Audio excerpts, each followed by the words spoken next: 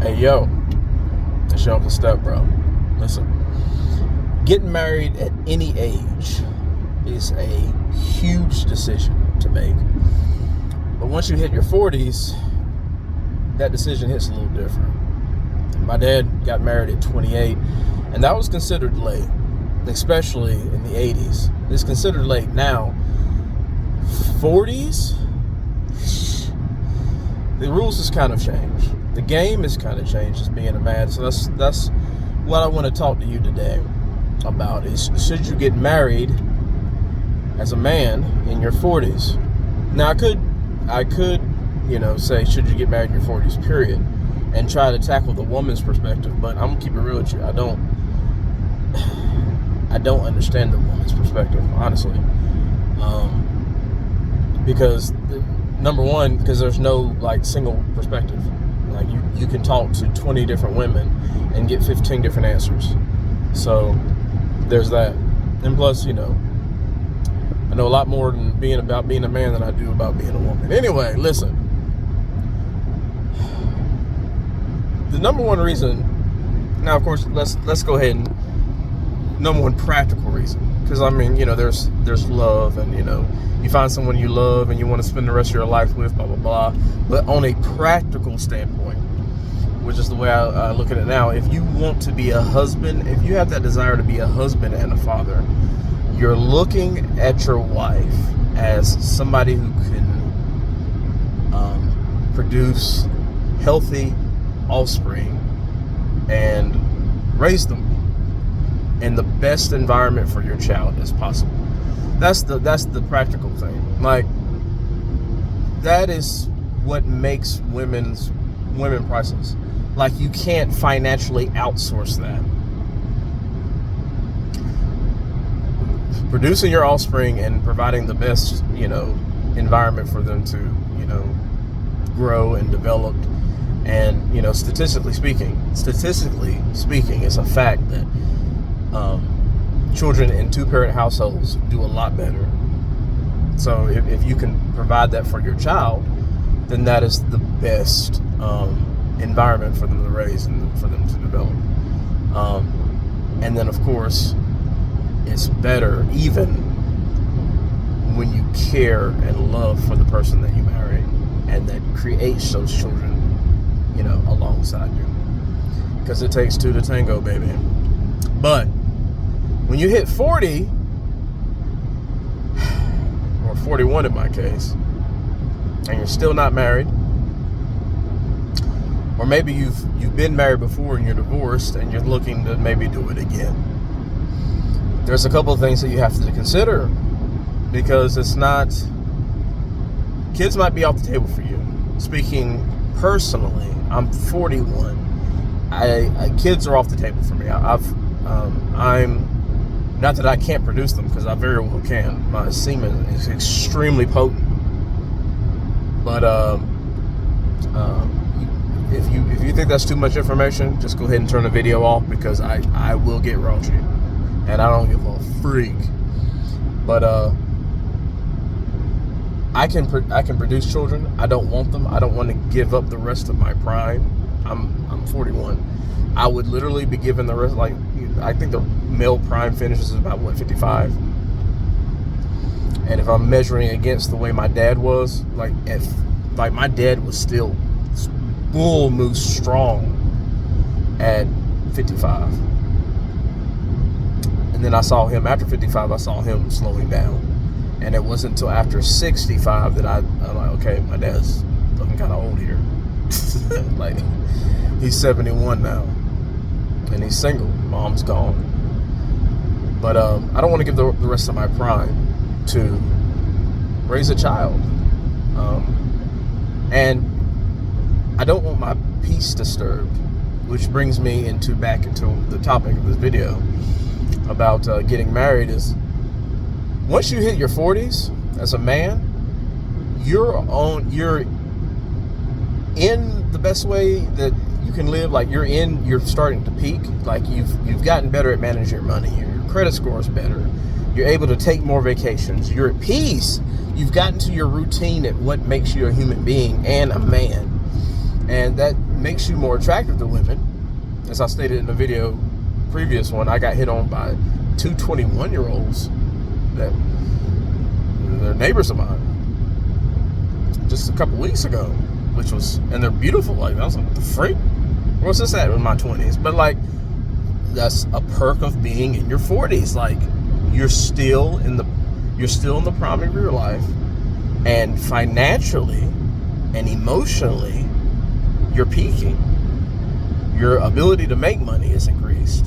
Your ability to save money, and most of your financial decisions for a lot of us have been better. You've started to create the basis for wealth if you haven't created wealth already. So, when you get to that point, it's like, what do you want a woman for? Now, I'm gonna say something that's gonna make me sound like a douchebag, but I'm just gonna keep it real with you.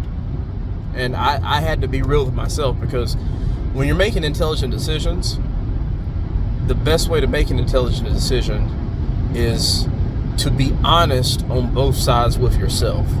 Because you can lie to other people all you want to, but if you lie to yourself, the only person that's really going to suffer is you. I had to be honest with myself. I want a consistent source of sex. I get that now, today, but it's with multiple women. I have my, I like having sex or sexual activity, head counts, 2 to 4 times a week. And I'm getting that, but in a 60-day period is anywhere from 8 to 12 women fulfilling my sexual needs at their leisure, if that makes sense. Like, I don't have a roster. Now I'm better looking now, so I can see myself being able to have a roster now, but for most of my adult life, I definitely was not good looking enough or in shape enough to have, or desirable enough to have my own roster. But I figured out that I could get on I can get on different women's rosters, and even on and I wasn't even good enough to be the side nigga in most cases, but being do 3 or do 4, you get that once a month, or that twice a month, that 3 times every 2 months call, and you get that from enough women, that will keep everything in rotation. So I needed a consistent source of sex, and I've gotten that. Now I know fornication is wrong, being a hoe is wrong. So if you're not doing that, then you're actually living a better life than me.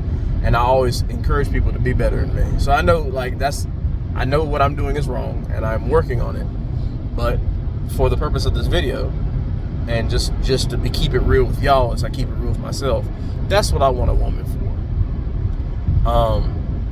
And I want to live right. I'm a Christian, and I know what I'm doing is wrong. Because even if you just forget what the Bible says for a second, because the Bible's instructions are really just are really practical for real life. Even if you don't believe it, I believe it. I believe it totally. But the things that the Bible says don't do, they are saying don't do because it's actually either harmful to you directly or harmful to somebody else directly. It's that simple. And being promiscuity is bad for society in general, and we see that all through history. I want a source of sex, bro, and I'm sure a lot of you do too. And it's like,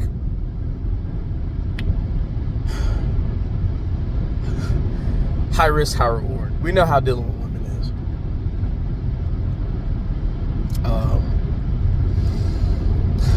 Women can be sometimes. Now, if you find a woman that really likes you and keeping her happy, and I've made a video about this. If your woman does not want to have sex with you, it's probably because you're not doing it right. Like, if you bust your woman out every time y'all go to that bedroom, you will go to that bedroom more often. It's that plain and simple. There's no, you'll be surprised how few headaches she gets when she knows that when you lay that thing down, you're going to work it right. But even when you do everything right, women are unpredictable. As I've said before, and I've said it again, the only thing consistent among women are their inconsistencies. So, maybe at this point, you want companionship. Now, for me, I have outsourced companionship to my brothers and my cousins. I have cousins that are as close to me as my brothers are, and so and I don't even need companionship that much. But like me and two of my cousins went to Dominican Republic together. A couple of months ago, back in April, I went to Tampa, and three of my cousins, we were all together, chilling, partying, whatnot. And honestly, like female companionship, I get that, but it's again, it's multiple women, and it's in limited spurts. But every time I'm, generally speaking, every time I have companionship with a woman, there's sex involved, which it changes the dynamic of everything. Because like when I call time tricking, like I'm going over there to spend time with her for her needs, and I'm being a listening ear for her, but I'm going to hit something. You know what I'm saying? And I'm saying all this for you to start. I want you to turn in your mind the reasons that you would think that you would want a woman at 40, because okay, you're at a peak of your life. You have peace. You have your routine down. You have your money down. Anytime that you add a woman to your life, there's chaos. I don't care how good of a woman she is. Even really like good old-fashioned traditional women are going to inject a measure of chaos into your life simply because they're women. I mean, there's literally hormones that make women act unpredictably. That's no shade on them. That's no fault on them. It's just how they are. And that's what we have to deal with. Women are to be prized and cherished and respected. And it's easier to do when they cherish and respect themselves first. But that is a story for another time. But listen, if you don't want children, now if you're in your 40s and you're well off financially and you're trying to marry a younger girl to produce your children, that's on you. And I have nothing to say to that. That's on you. If you just are lonely, if you don't have any male friends or any male companionship or any companionship at all, I understand that, because loneliness can be a powerful thing. I have a brother. He's 37 years old. He'll be 38 in November. He has still never had sex. The very few times he hangs out with anybody, he's hanging out with me or family members. And he is at peace in life. When I tell you that he has hermitized himself, he doesn't give a freak. You can't tell this man he's doing anything wrong. But he's comfortable. But even still, I think that part of him would accept a wife if the situation was peaceful for him. Don't jeopardize your peace. If that's what you value. Now, I'm glad that popped into my head, because look, at the end of the day, it's based off of what you value. I value peace. I value my peace and my freedom above every other thing that you can value. Some people value love and happiness highly. I value peace over happiness, if that makes sense. Normally, peace and happiness go together, but not necessarily. I've seen many people be happy in chaotic situations, and I've seen people be peaceful and have peace when they're not really that happy. But you find a contentment in it. And that's where I'm in my life. So if you you got to be real. Don't let somebody else tell you what you should value, because you got to look at yourself in the mirror and say, hey, this is what I want. This is what I'm going to go after. And I had to make a list. Brian Tracy makes a good, in the Science of Self-Confidence, he goes over finding your core values, and that will help you figure out a lot about yourself. And that's one of the things you need to do before you figure out if going after a wife is the right thing for you to do in your 40s. If you're going to have sex from a Christian, just touching on the Christian perspective, if you're going to have sex and you want to have sex, being in the bonds of marriage is the best move. It's the best move, really, even outside the Christian perspective. It's the best move. There's less risk having sex with your wife. There's actually no risk having sex with your wife. If you and your wife are only having sex with each other, that takes away the risk. Unless, of course, you find it a risk of getting her pregnant and you just don't want children. That's other than that, there's zero risk in just having sex with your wife and her only having sex with you. But your fidelity and her fidelity, that's a topic for another video. So I'm talking a long time because there's a lot of things that go into figuring out should you be married or not. Listen, fellas, I'm going to say this and I'm going to try to wrap this video up, even though I could easily talk about this for another 10 minutes. And the reason being is because this is something I'm thinking about for myself. It's not like I'm just trying to teach y'all something arbitrarily. These are battles, and this is a mind process that I'm going through right now, because honestly, part of me wants to be a husband. And I really think that I could be a really good husband to somebody. One of the problems I'm running into is I don't trust myself to find a proper wife. And okay, there's a girl at church, and she was talking about, I was there when her and her husband got married, and not there at the wedding, but I knew both of them before they were married. That's what I'm saying. And she was saying that, now she was saying that I'm at a good age. Her and her husband's, marriage should be doing like this. And I said, that's all marriages. It don't matter when you get married. All marriages are going to be like that.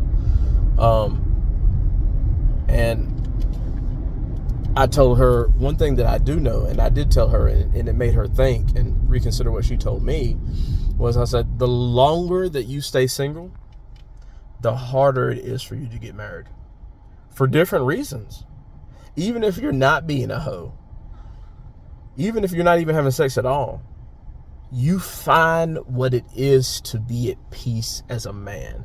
And that is so powerful. You find your basic routines. And it's like, what is it about you, lady, that is worth bringing that in and risking that? Warren Buffett says something, and I use this to measure. It's either Warren Buffett or Charlie Munger. I forget which one. I think it was Warren Buffett. But this quote not only applies to investments, but it applies to every walk and facet of life. He says, I refuse to risk what I have and need for what I don't have and I don't need. The wisdom in that, man. Those two dudes are so freaking wise.